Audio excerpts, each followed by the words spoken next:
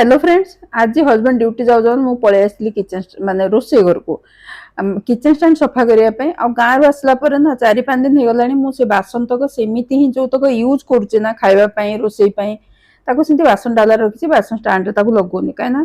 आप जुआड़े भी जातु 10-12 दिन जब घरटा बंद रहा ना जिते बंद करूँ जहाँ करूँ आसला बेलू डस्ट गोटे लेयर जमीज एटी एत डस्ट हुए कि आम अनुगुल में जानी बहुत डस्ट किंतु एटी खरा दिन डस्ट होची अन्य दिन एत डस्ट पाइबेनी किंतु खरा दिन जेहेतु ड्राए एटमोस्फियर ना जेमिति हेले पूरा फाइन डस्ट उड़ियाटा उड़ुची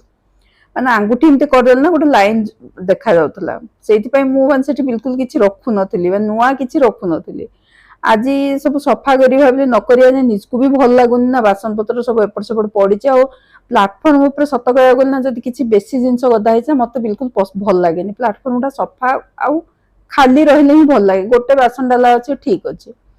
से कम भी बेसी बड़ कम नुह कि घंटाटे आपको दवाक पड़ो कहीं सब बासन काढ़ी बाहर रखिकी पुणी बासन स्टाण्डा भलक पोछापोछि कर बेसिक किचन क्लीनर अच्छे ना से स्प्रे कर पोछि दिए कि स्प्रे कले भी आपको 3-4 थर पोछा पड़ो ओदा कपड़ा करें सर्फ जहाँ भी से रहे स्प्रेटा